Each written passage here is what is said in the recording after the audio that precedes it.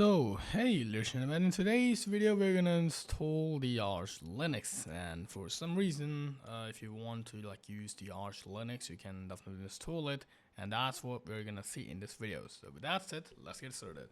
So first thing, you will absolutely press the enter whenever you just boot your system with a flashed USB, and you will see a screen like this. Now I'm using a virtual machine, so don't expect my network to be super perfect right here, okay? Don't expect that my network will be super clear. What you wanna do, if you just wanna install the Arch Linux, the first thing you would do is you would connect to the network, okay? You will just boot to this USB mode, and once you are booted from the USB, you will see screen like this, and now you have to literally just connect to the internet so that you can install the stuff. Now, for that, as I have the virtual machine, so I already have the network connected to this PC, so I don't have any kind of problem with that, but it's a lot of you guys will have. So in that case, you can just use the iwctl, this command, and then you can just say station list devices.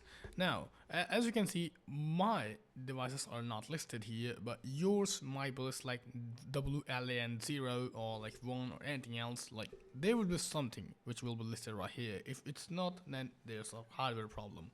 You have to plug a device which can be listed right here, okay?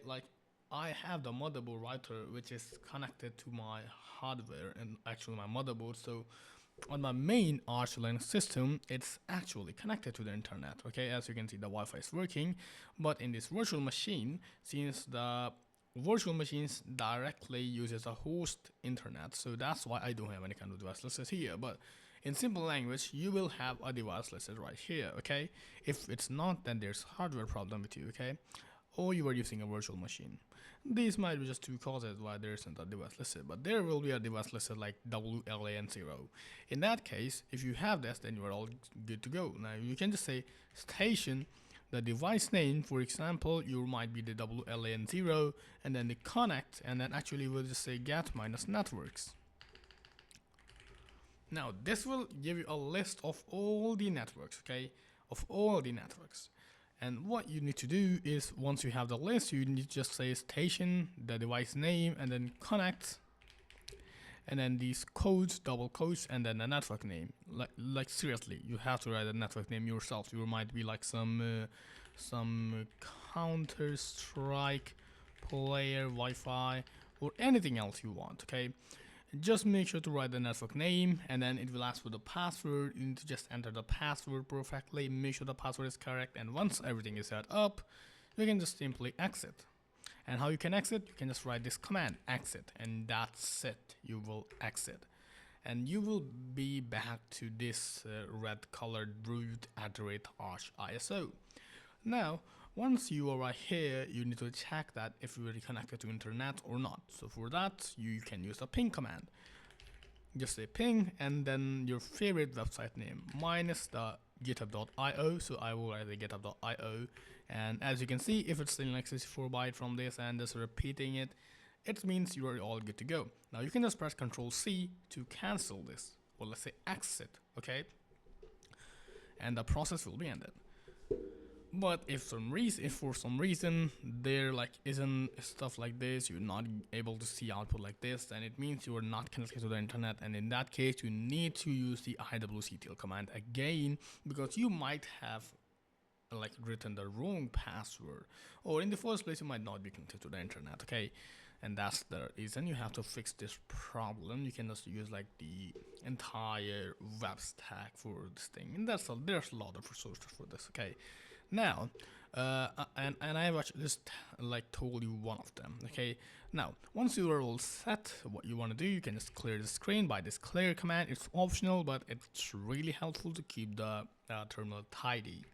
Now, just hit enter after clear, and you will see a screen like this, and that's exactly what you want to expect from this. Now, the first thing after the network connection you have to do is really important. You have to check what devices are there connected to your machine. so that you can install the Arch Linux in one of them. For example, it might be your SSD or hard disk or even the NVMe flash, not flash, but NVMe M.2 SSD. That's fine.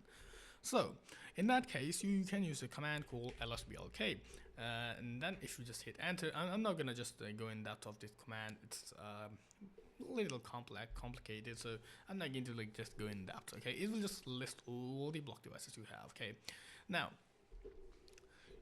in this, how you will identify that your device is this, that, this. Okay, so see, almost all the time, the largest storage you can see right here is your main drive. I mean, if it's pretty clear, then there might be devices looking like NVMe or the SDA, SDA1, SDA2. You only have to look for is how much storage your main drive is going to have. For example, you want to install Arch Linux on a 1 terabyte hard drive, then you want to like look for the 1 terabyte device listed here. In my case, my drive is like 30 gigabytes, and in this, the 30 gigabytes is clearly the VDA. So you have to remember this name, VDA. This is really important. You have to remember this name till throughout the entire installation. Okay. Now, if you don't know, you can just note down the name of this thing in a notebook or like in your phone's notes application or anything else. If you're still having some problems in finding your device, the best way to find it will be the ChatGPT. Like seriously, you can just literally just give it a screenshot and just tell it how, like, what USB you have plugged in, and then how much storage your main drives are going to have, and it will actually just tell you which is your main drive and which is your secondary drive and which is your USB. So now, with that said, I'm expecting that until now you know what drive you are going to install the Arch Linux in, okay? And make sure that that drive has no data, because it's all going to be wiped just in a few seconds. Alright, with a caution, we can get started by actually installing Arch Linux. Now, there are a lot of ways like people can use like archinstall, but I'm not going to just do that kind of stuff, because that's really dirty and it will just install all kinds of bloat on your system. So that's why I'm going to just install manually, but really easily. I will explain you each and every step why I did what. Okay, now let's get started. So as you can see that we have like detected our drive, which is our dev/VDA, not dev/ but just a VDA. Okay, just remember this is my drive. Okay, now all you want to do is you want to just run a command called cfdisk. Okay, this command is just going to help us partition stuff. You can also use just simply fdisk, but I love cfdisk, so I will use this because this is much more friendlier than fdisk. Okay. Yes, you understood, but yeah, that's the whole reason. Now, what you have to do, you have to just say /dev/ and then the drive name you want to install Arch Linux inside. So in my case, it was VDA, as you can probably see here. Okay. Now, make sure to just write the /dev/ it's called device. Okay, it stands for device. Do not write just /dev. You have to write, you cannot write like this. You have to write like /dev/ and the drive name, because this is a device you want to access, and like that's just how it works on Linux. Okay, so don't blame me for why you have to write like this. It's just like compulsory if you want to like read and write to a device, and in my case it's VDA I wanted to. Okay, so that's why you have to just write /dev/ and your drive name in like much more simple sense. Okay, now we can just proceed to hit enter, and if it's asked like this, you can just like select the GPT. You can use the arrow key, top and bottom arrow keys to like go up and down, and that's fine. Just make sure to hit GPT and press enter. That's it. Now, here you will be like just seeing this kind of complicated menu. Now, if you just like press the left and right keys, as you can see, the bottom, the options are changing. But if you like just press up and down keys, this option will change, which is the top option. Okay, and currently this is not changing because it's just a single thing. Now, here is our main work. You need 3 partitions. One for the EFI, which is basically just a modern firmware your system runs, like BIOS, the BIOS setup, that blue screen, demon, goblin stuff you can just call, you haven't opened in a while. That's all the firmware, and that's why we use as a new type of firmware, which is called the EFI. Basically, was a simple. This was like a simple explanation, I guess. So yeah, we're just being modern. So we will just use the EFI instead of BIOS.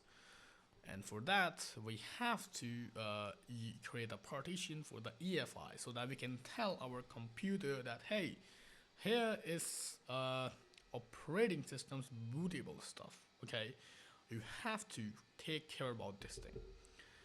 And that's why we need this, because now your computer will be able to actually like just install, it was just like actually able to read and write from that EFI. Okay, that's it. That's why you need the EFI partition for. Okay, so we will just make that. For that, make sure that your left and right arrow keys actually point to this new tab, and then you can just press enter, and then it will ask for the size. You can again use the arrow keys to like go like this.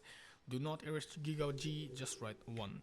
1 and G means 1 gigabyte. Okay, so it will be a 1 GB full file located here. Not like file, but a partition with 1 GB size is going to be just like made right here. Okay, now we can just press enter, and as you can see, now we can just go up and down, and that's why, because we have multiple options.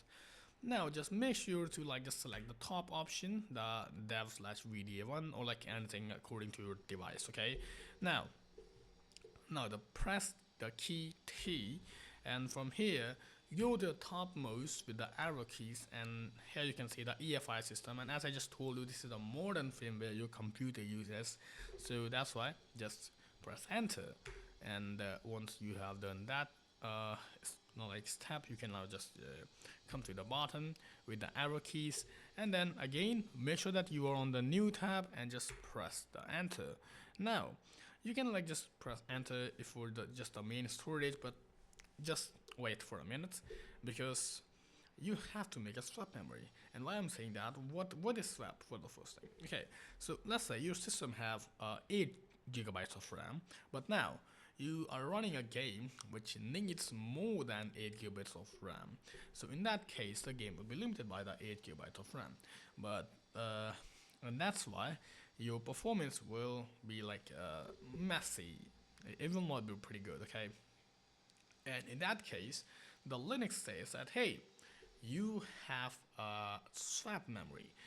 It means that if a game or any application needs more than the system memory, like in your case the system memory was 8 gigabytes, so if the game wants more than 8 gigabytes, then the Linux kernel, or let's say the Linux, will actually go and start using the swap memory for your game. So now your game can use whatever it wants until the swap memory reaches its limit. So it's basically your secondary virtual RAM. Okay, that's I hope that clears it up. And what is that? Well, it's your main drive. It's like it's a part of your main drive. So if you have a fast main disk, like pretty fast SSD or like NVMe M.2, then you can proceed to make a swap file, because why not? I mean, you can get extra memory for that from that, so that's why. And if you have like just a hard disk, you can just press enter and just be fine with it. Okay, but I'm expecting that you have a pretty fast drive, so you can like just give it a size of. But if you don't, like if you're using a hard drive, please upgrade your system. At the first place, it's 2025, it's not like 19, so yeah, please just upgrade your system. That's what I'm telling you. But if you literally can, then just do not make swap memory for your hard drive, because it will pretty terrible, and that's why. Now, for those who can make a swap memory, like you have more than SSD, then you can just like give it a size. Don't just give it an entire drive, okay? Unless you are literally mad. Don't give it entire drive. Give it something like 16. How much additional RAM you want? For example, I want 4 gigabytes because my system has 4 GB RAM. So like the virtual machine, not the main system, of course. So I will give it a 4 gigabyte more. So I will have like total of 8 GB RAM with. I mean, it's kind of pretty good. I mean, I can flex that. Hey, my virtual machine have 8 gigabytes of RAM. Okay, so that's why. Now, with that said, you can just press enter. Give it any kind of size. You can also give it 16. I have actually given it like 16 gigabytes for my main swap memory. I will show you if you want. But as of now, for this tutorial, I'm just going to use the 4 gigabytes. Okay, that is simple as that. Now, as you can see, it's saying the Linux file system, but it isn't. So for that, we're going to just press T again, and just above the file system you will see the swap. Okay, just make sure to select that. Now with that said, go to the last and go back to new and just press enter. Do not modify anything. It will now, we need the main file system for our entire drive so that we can store our data inside it. And if you just don't write anything, it will automatically take the remaining space you have in your drive. So just don't write anything and just press enter. You are all good now. Now use arrow keys to write. Okay, now before you do anything, just make sure that it's looking like an EFI, a Linux swap, and a Linux file system. If you have this, fine. If you don't have swap, it's also fine. Just make sure that you have EFI and Linux file system. They are like the most important. Swap is good if you want like extra memory. So that's why basically you have seen that extended RAM in mobile phones. Well, that is exactly what Linux swap is. Okay, extended RAM. Basically your main drive's part becomes RAM. Kind of, you can understand from that. Okay, now with that said, use your arrow keys to get to this right. Now just hit enter and just say yes. Okay, and then you can just keep press enter. Just make sure that you have no data inside the main drive, because now it will be formatted.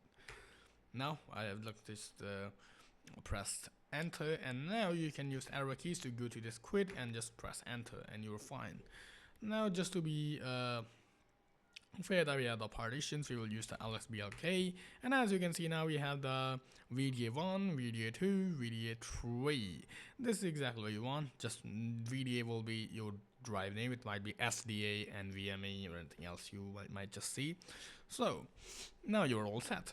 Now what do you want to do? You want to actually make a FAT file system. Now what is a FAT file system? Well, it's a Microsoft's file system, and it's the only thing that EFI can read and write to. So that's why we need to make the FAT file system on our EFI partition, so that our computer can actually read from that. Okay, and that's why we are going to use a command called make file system dot fat. And what we want to make a FAT32. I don't know why it's still called 32, like it's 2025. The naming should be changed, but no, it isn't. So that's the file system, which is still our UEFI support. So we are going to make the FAT32, and where we're going to make inside the /dev/ and our your drive partition.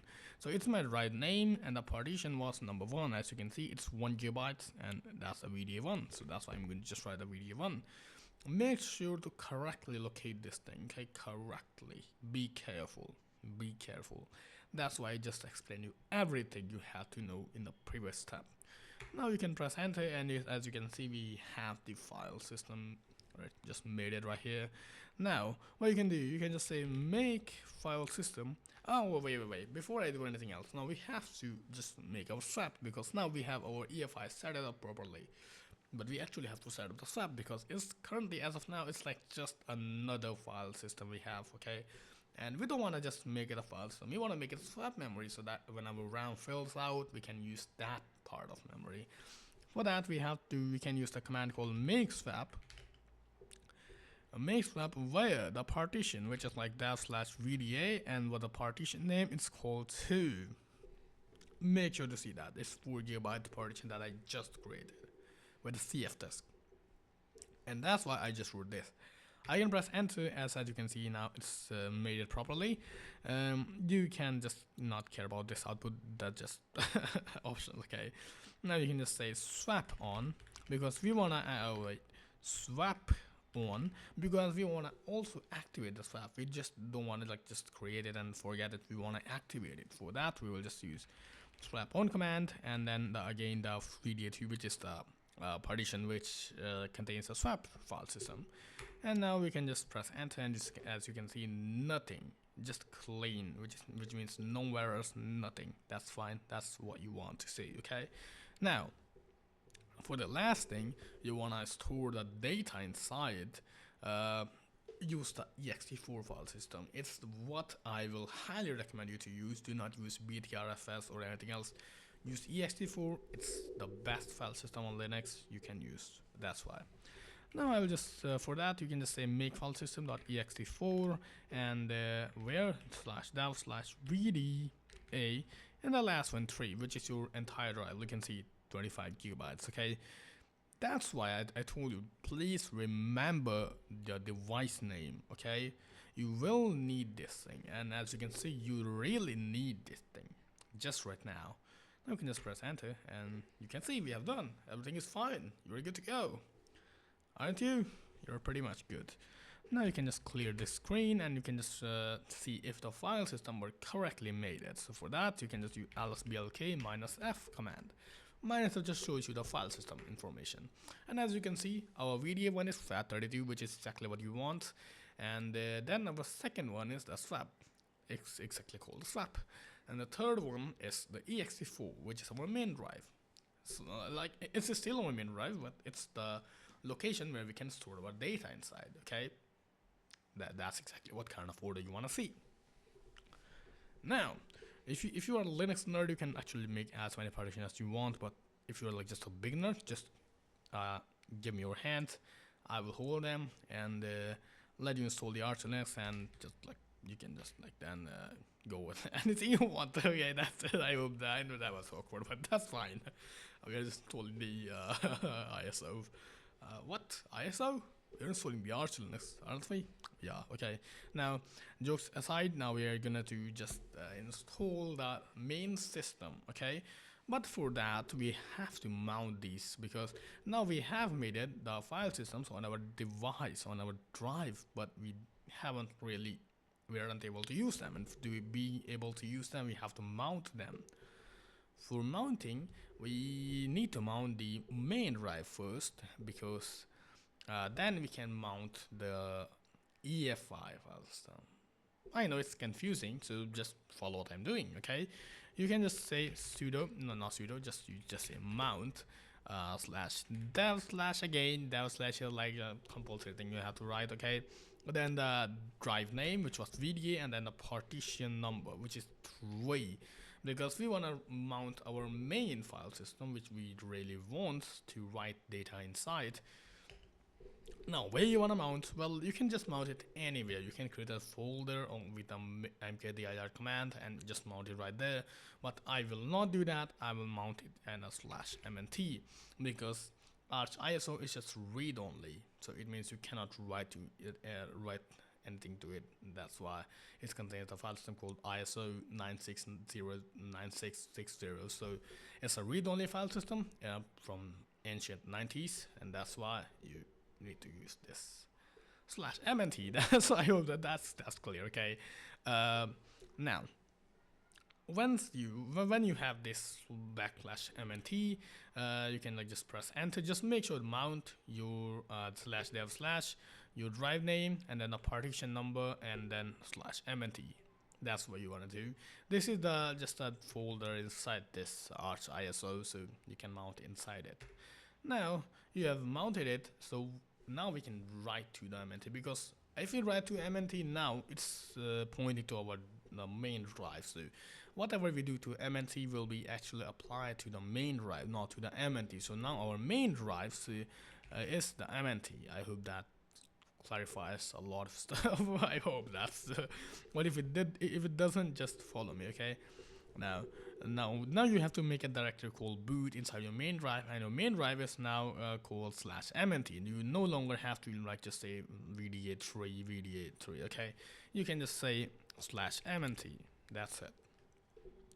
And now you need to make a directory inside the mnt or aka your main drive storage called boot, which will contain the EFI, okay? For that, we will just make a directory with the make dir command, and it will be called boot. But where it will be called boot, okay? But where it will be made inside the mnt. So /mnt/boot is your final command. Again, the /mnt means your drive, okay, and slash means inside it. Inside the mnt, you wanna make the boot directory. Now just press enter and you'll be fine. Now as I just told you, this boot directory is for mounting the EFI partition. So now you can just mount the EFI partition, which is my dev/VDA1, and you can just mount it to mnt/boot. Again, remember the drive till now, and because afterwards you no longer have to remember this thing, okay? Believe me, you no longer have to. Once you just do this, just press enter, and now you have the EFI and mnt mounted. You never have to mount swap, okay? Don't ever have to mount swap. That's it. Now guys, we're pretty good. We have done all the dirty work. Now the rest of the stuff is really simple. You can just clear the CLI. This was all the dirty work. An entire installation is really straightforward. Really. It's super simple. All we have to do is we have to just install stuff from the internet, and that's all we want to do. That's enough now. The dirty work is done. Actually done. So now we can just do anything we want. But for being able to do that, because as of now, drive do not contain any kind of Linux or Arch Linux, so it's just like the waste of stuff. Now for that, we have to install Linux. And well, in the Pacman, or the Arch repositories, it's called a base and Linux. That's all we have to install. That's all we have to install to make our system working. And that's it. For that, we will use a command called pacstrap, because as of now we do not have pacman inside the main drive. But the Arch ISO provides us a tool called pacstrap, which installs anything from the Arch repositories to your drive during installation. So that we can just use a pacstrap -k, because we want to create a fresh keyring. Now keyring is basically a way the Arch guarantees that the package you have installed is from the official repositories, and if you do not use this, it will be fine, but later you might be run into some keyring issues. So that's why I prefer this, like just use a -K, not small k, like capital K. Okay, now where you want to install it, you want to install it inside the mnt, because mnt is your main drive. Now I am again saying it's your main drive. Now what do you want installed? As I said, you have to just install base and Linux. That's it. Just these two packages and you will have a working system. But you can actually install something called a Linux firmware, because it just basically completes the entire emptiness of your Linux kernel. So just install these three things and you will be exactly fine. Okay, now you can just press enter. Just make sure that the name is separated with a space. Okay, that's all you want to do. Now just press enter and wait, it's just installing the system. And now you can just have a glass of coffee depending on your internet speed. Mine is pretty fast, as you can see, because I love watching brain rot social media content, so I don't want my internet to interrupt me from doing that. That's why I have super fast internet connection, so that I can watch the brain rot content on the internet, especially YouTube. Yes, it clarifies. Okay, so again, these were some basic things you need to install, and actually you will have a working system after this, because base and Linux was like the main thing you need to do. The Linux firmware is basically additional support for your hardware components, so you no longer have to install drivers yourself, and that's why I always says install Linux firmware. It's like it's a golden package. Okay, and by the way, If you want a Linux Zen kernel, you can actually just replace the Linux with the Linux Zen in the name if you want. But if you just don't know what the hell is Linux Zen, just ignore it and just write what I did. Okay, you will be fine. Believe me, you will be fine. I am the one who's letting you install a system. Okay, I'm the one who's telling you what to install. So trust me, I will not do anything wrong with your system. Okay, trust me. And that's all I'm saying. Now, as you can see, we have really terrible error right here in the installation, and it said that the creating ZSD compress in a CPIO image, blah blah blah, and then error command failed to execute correctly and stuff like that. If you are having this error, then that's caused by a tool called SDU control. I know that sounds terrible, so let me just tell you how you can fix it. Well, for that, you need to edit a file which is located in your drive's etc mkcpio.conf. If you don't know, just see what I'm doing. Okay, you can just use an editor called Nano. It's really good, and I'm going to use this one. Now your drive, which is inside the MNT now, and then again, the people were thinking that I am not speaking things technically because it's because a lot of people who are watching this video are beginners. Okay, and I don't want to confuse them, and that's why I'm not saying things like technically correct. I'm just saying what they can grasp without being confused. Okay, so that's why. Now, without confusing, you can just say like nano mnt, which is your like drive, and then you can just say etc slash mk init cpio .conf. This is the file. And basically, you can just write the exact command, copy paste it. Believe you, copy paste it, it will work. And then if you press enter, you will see this. Now you have to go scroll down, and once you find this hooks thing, just scroll down until you found this. Hooks is equals to base system d autodidact microcode microconf and stuff like this. Okay, once you find this, just go right here, and just when you find this, you will see this SD minus V console. Just remove this thing and just press Ctrl S and then Ctrl X to exit. Okay, and now you have saved the file and exit that. All you have to do now is you want to just run the same command, and for that you can just like use the arrow keys to access it, the top arrow key, and then just this same command pacstrap -k / mnt base linux firmware. You will be just done. Okay, no longer there errors will like irritate you. Like as you can see now, it's working fine. It just did perfectly.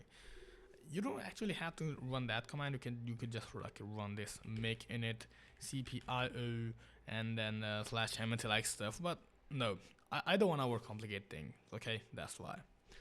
Now guys, now you have the system. I'm just clearing the console because it's my habit. You don't have to run the clear command. You can just don't use just that command and still go pretty fine. But that's how you do it. Okay, now you have a working Linux system, but to make it actually bootable, you need to like just install a tool called a bootloader. Okay, a bootloader which actually just loads your operating system.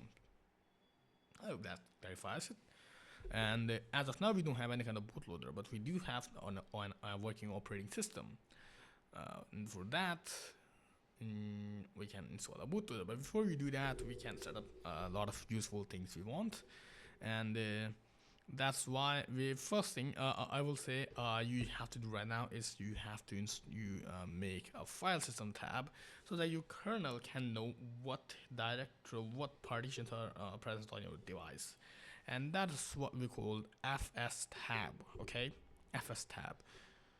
For making that, you can use a tool inside the Arch, which also comes with the Arch Linux ISO called fs tab. fs tab. Gen fs tab. Okay, this is the correct thing. Now, what this does is actually just generate an fs tab or like fs table for your like Linux kernel so that it can know where everything is. And now you have to like just tell it for what file system table you want to generate for our drive, and our drive is now in /mnt. Okay, now this will just give you the output like this. If I just say this now, this is the file system table it's going to generate. But Linux kernel cannot know if like this file system table is what it want to boot. So for that, you have to tell it that the file system table is this, and for that you have to permanently store it somewhere in your drive, and that location is present inside your drives /etc/fs tab. Okay, that's where this file stores the file system table. Okay, this is the exact file the Linux kernel will read to determine what files is what partitions on a drive are present and what it does. Okay, so for that we will use this. Just wait a minute, I have a phone call, so I will just come in a minute. Alright, so it's now done. So now we are inside, we are back to the installation. So now as you can see that I just told you to generate the fs tab, okay, and we have generated it pretty well, but now you want to store it to that file. For that we will use the same command, the same fs tab command. Actually it's not copying this time, so I will just write it myself, gen fs tab /mnt because it's your drive. But now we need to write it to a file, so we will use this. This is just like telling you command line to, like, it's shallow, but okay.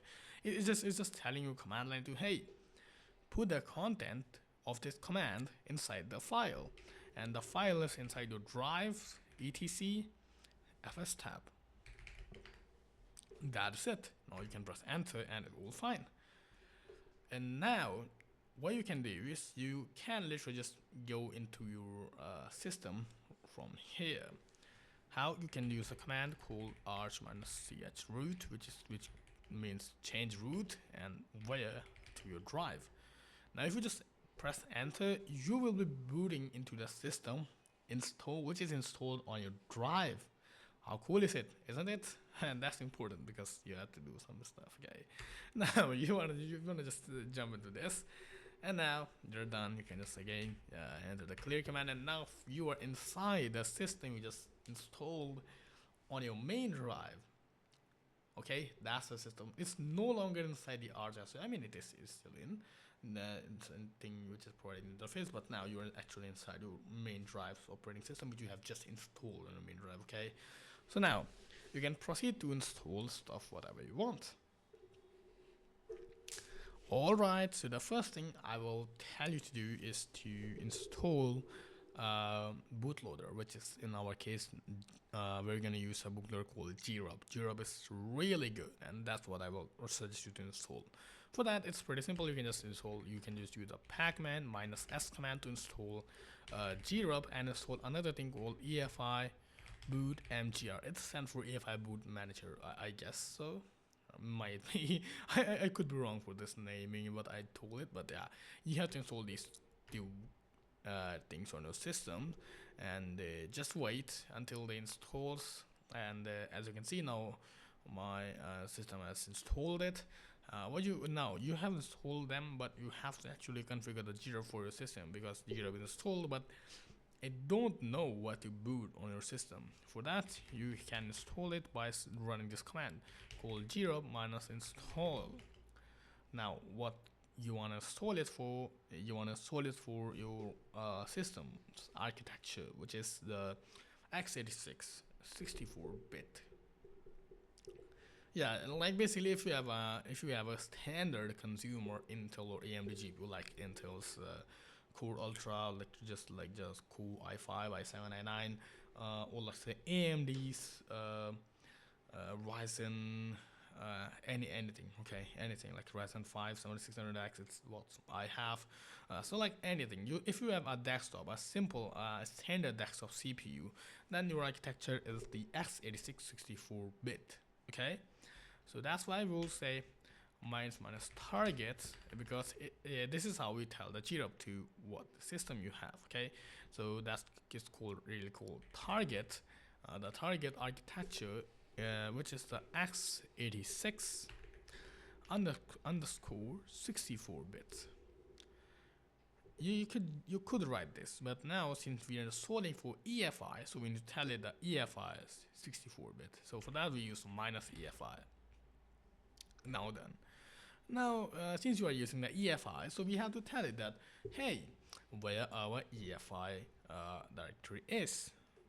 And that's why, and if you remember, then we actually made a directory called boot and then mounted the EFI inside the boot. And that's why we can just say, hey, our EFI directory is /boot. That's it. For that we can just use -m EFI directory, which is equals to /boot. Now you no longer have to actually write mnt because you are inside your main drive, okay? You no longer have to write mnt. I hope that clarifies. Now you're done, but you have to actually give it a bootloader ID, and you can just give it anything. I'm just going to give it like I'm just going to give it grub. If you don't know what the hell it is, just give it grub. Or like just write anything you want. I'm just writing grub. That's it. Now you can just press enter, and as you can see, installing finished, no error reported. As simple as that. Now you have grub installed, but if you boot your system, it will not list your operating system, so you will have to write command in the grub to actually boot into your system, and that's a really messy thing. And to fix that, we can just ask the grub to make a configuration file so that you can like just press enter whenever you boot. For that, we can just use a command called grub make config.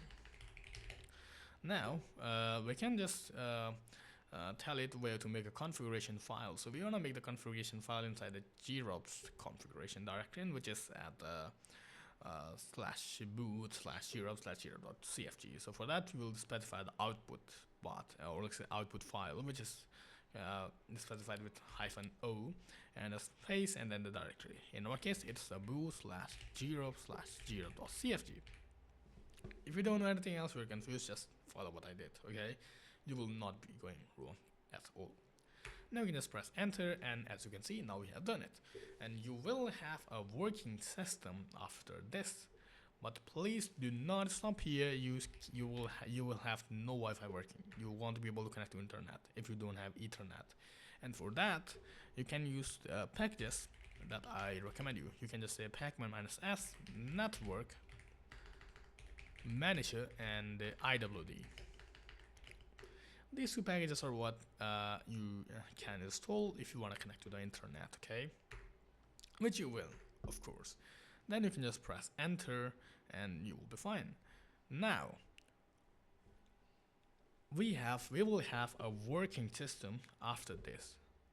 Yes, we will have, but we will have no way to actually use the system because we have no user, we don't have any kind of sudo password, and that's what we are gonna do the next, okay?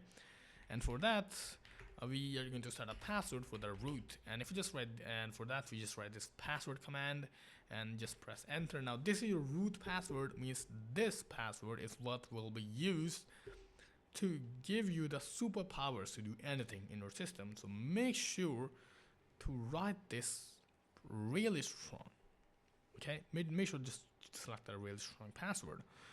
Just for demonstration, I'm doing 1, 2, 3, 4 because I'm just telling you how to install archinstall, okay? Then you can just confirm that password again because this is serious, so be careful with this thing. And as you can see, password data successfully. This means everything went fine.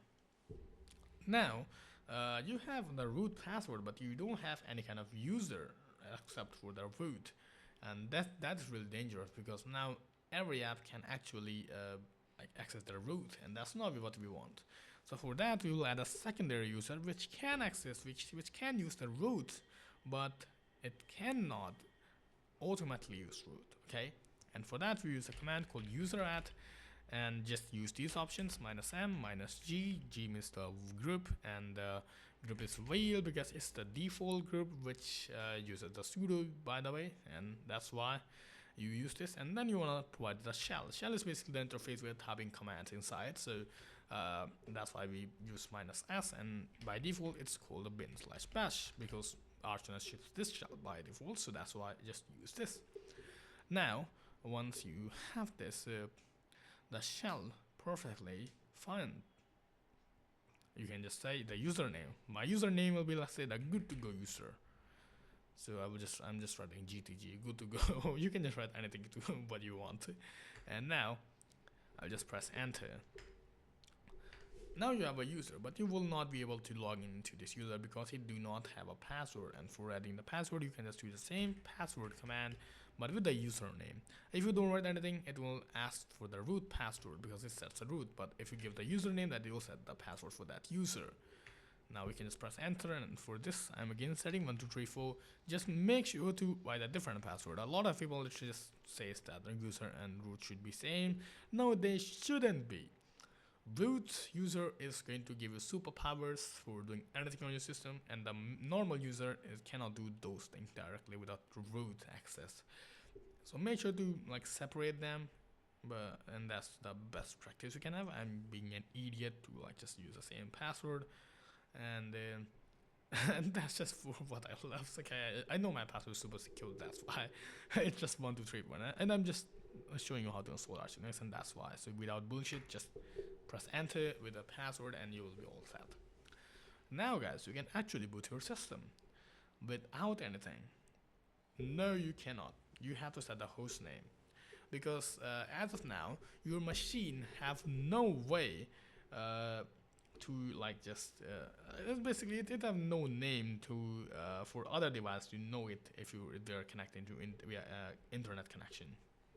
Let's say you want to provide hotspot from your machine, or you have connected your machine wirelessly to another computer. So in that case, that computer will not be able to know what your machine name is, and that's exactly what the host name is for. And for setting that, we can edit a file called etc/hostname.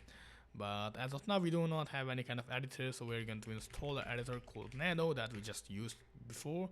And now we can just use Nano to add that etc/hostname file, and you can just write anything. I'm just writing my host name as Goblin. Okay, Goblin use Arch, by the way. What a cool name, isn't it? The Goblin use Arch, by the way. Wow. And now I can just press Control X for save and Control X for exit. Okay, these two keys are what I press. First Control S and then second Control X.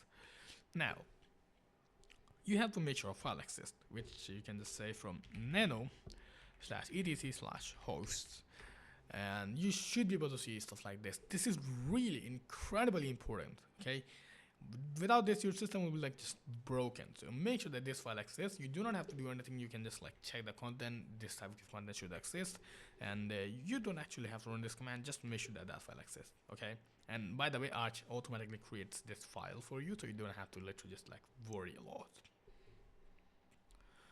Now, since we have this working properly, so what you can do is you can like just clear this screen, and now you will actually have a working system, so you can directly boot, but you do not have a clock set it up. So for setting the clock, I can just say time date ctl command. This actually just sets a time zone, so we'll just set a time zone, and the time zone is for me is Asia/Kolkata.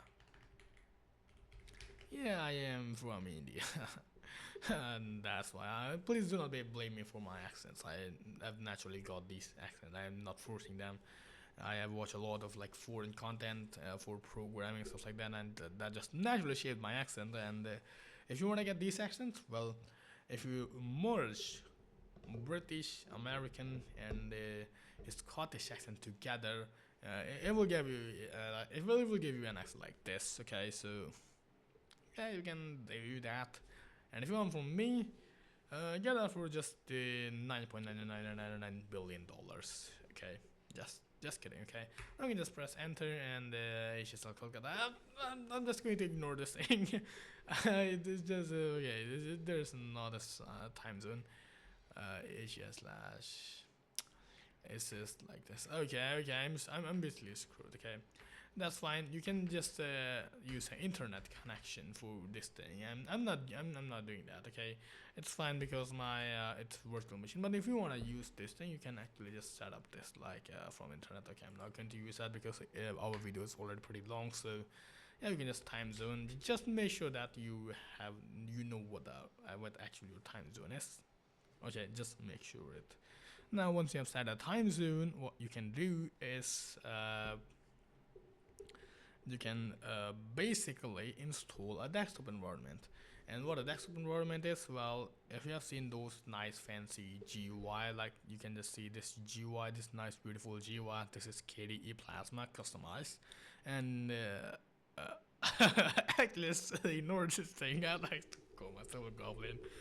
That's my main machine's name. Just ignore it, okay? Now, so for your system, you can install any kind of desktop environment which Arch repositories contains for now, and I'm going to just install GNOME. So for that, you can just say GNOME. You can also install like the KDE Plasma. You can like just install anything. I'm just going to install GNOME just for this tutorial. Okay, you can choose your favorite desktop environment, whatever you want. There's no force for that. Okay, now you can just press enter and just press enter and just press enter and you will be fine. Your desktop environment is installing. This is basically the GUI which you will be popped in with, or basically your welcome will be done with these GUI. Okay, you just make sure to install a few things I will tell you, to be honest, because if you are doing this, you will actually have a desktop environment. You might not have a terminal, not a software store, neither anything else, not even a browser, because this is a really minimal Arch installation you have just until now.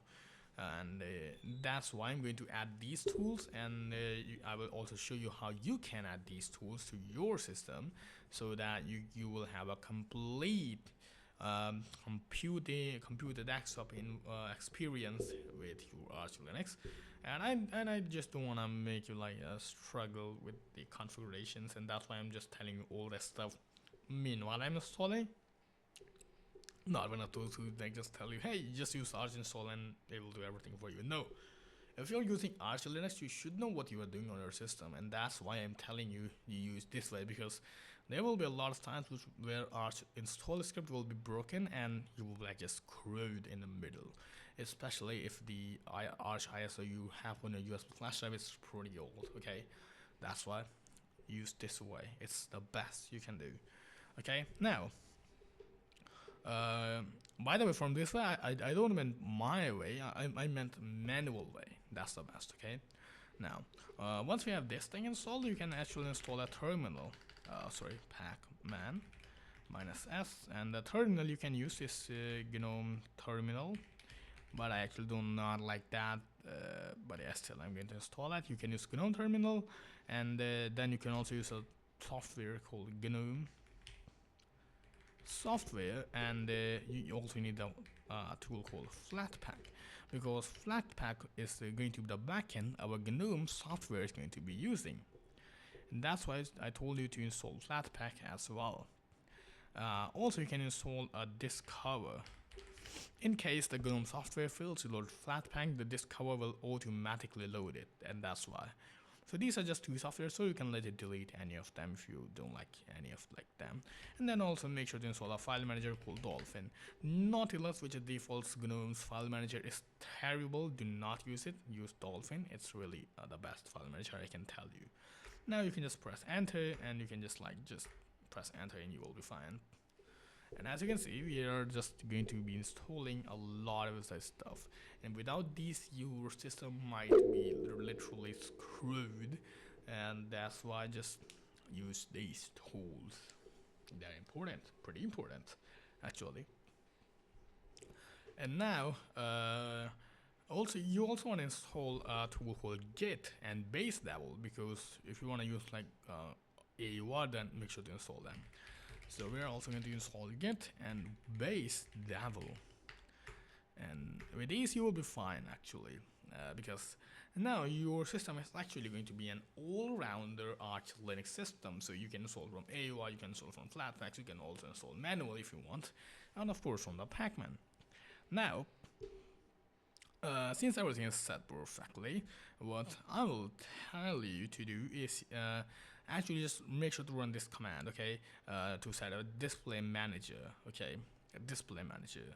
And for that, actually, you can install any, but I'm going to install GDM3. It's just a display manager which will show you a GUI for login in your system, okay, that's all it is.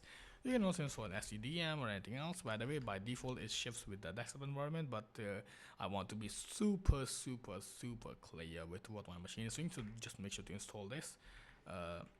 I guess GNOME minus GDM3. Okay, if it's not, you can install SCDM. Okay, never mind, we'll install SCDM. That's fine, we can install SCDM too, it's pretty good. And yeah, it's fine actually with KD Plasma, but yeah, that's all we have to do. Now, since you have installed SCDM, you have to actually set it, like make it actually start. For that, you can use a tool called systemctl enable SCDM. Okay, and as you can see, create a symlink for SCDM.service. You can actually install, like, use the GDM3. GNOME also have its display manager installed with it, but I'm not going to use that. I'm not a huge fan of GDM3. I will just use the SCDM. I know it's installed on my system, but never mind. Okay, now what we have finally created our working system. We have installed the grub, and we have also installed this configurations, and then we have actually installed the added a user, we have set his password, we have made a root password, we have did everything. We have also installed this desktop environment, set the default, and I guess we are good to go. What we can do for now is we can install additional tools like VLC and FFmpeg, I guess. But no, I'm not going to install FFmpeg as of now. We'll just use install the VLC, and I hope we have network manager also. So now I'll just use the VLC, and I guess we will be fine now, as of now. So now, once we have done everything, we can actually check if our system is installed perfectly, and for that we can use the fast fetch. For that, I'm going to install a fast fetch, and now you can just clear it and just use the fast fetch. If I just press enter, as you can finally see, now we have Arch and Arch Linux working properly, and everything is fine. Now we can exit from this chroot. So now we will back to the Arch ISO, and now the really very important stuff you have to do is you need to unmount with the umount command the mnt/boot for the EFI, and then the MNT. So now we have actually written everything perfectly, and we can just proceed to reboot it with the reboot command. Now, if we just get back to our system, I want to launch it in a full screen mode because that's the best. And as you can see, now we finally have this UI. You can just select Arch Linux and press enter. By the way, that's the default thing which comes. And now you can see we have the login, we have this GUI, nice GUI, and as you can see we have GNOME and Wayland. Now we can just write our password, which literally was just 1234, but it's use a strong password. And there you go, boom, we have this, welcome to our place. This is the virtual machine, that's why it's lagging, so ignore the lag, your will be really super smooth. We can just take a tour, and wow, what's in? I want to really see what the hell is inside it. Powerful search, everything is fine, so no data collection, that's it, good. Everything, holy clown, take a look at this. Alright, so they both are triggering the window, and that's what I was talking about. Now you can see we have console, we have the terminal, and we can just boot into the GNOME terminal and execute any commands from here. And I guess now we don't have use sudo. Oh my god, I forgot to install sudo, but for doing that you can use the su minus to go in the root and then write your password, and now you can just say pacman -s sudo, and there we go. Now that's simple. See, out of the box, network is working perfectly fine, but yours might not, because mine is virtual machine. If yours not working, you can connect to a Wi-Fi, which will be listed right here. Okay, or recording to your desktop environment, just find the Wi-Fi section. Okay, you have to connect. You will have to connect to the internet for the first time if you will boot your system. Okay, now we can actually just sudo pacman -syu, and as you can see, this is the first message which should come, and I'm just going to write my password, and holy crap, so GTG is not in sudoverse file. Oh my god, this is the really frustrating thing I have to fix right now. I'm not going to fix this thing. You can chat GPT if you are getting like this sudoverse file. It's basically just a simple group thing you can do, and I really forgot how to fix this thing, and I'm not going to fix this either. Okay, if you want, because the video is pretty long, and if I like try to fix it myself, it will be insanely long, so I don't want to do that. So for that, just forget it, and make sure to ChatGPT that's serious. Okay, so just ChatGPT, it's really easy to fix, believe me. It's just a configuration and everything. That's it. Now we just power off this virtual machine, and I will also power off this OBS screen recording by just pressing this button. In 3, 2, 1. Bye bye. Have a nice day. Please don't subscribe me. This is a gaming channel. Now I'm just going to be out.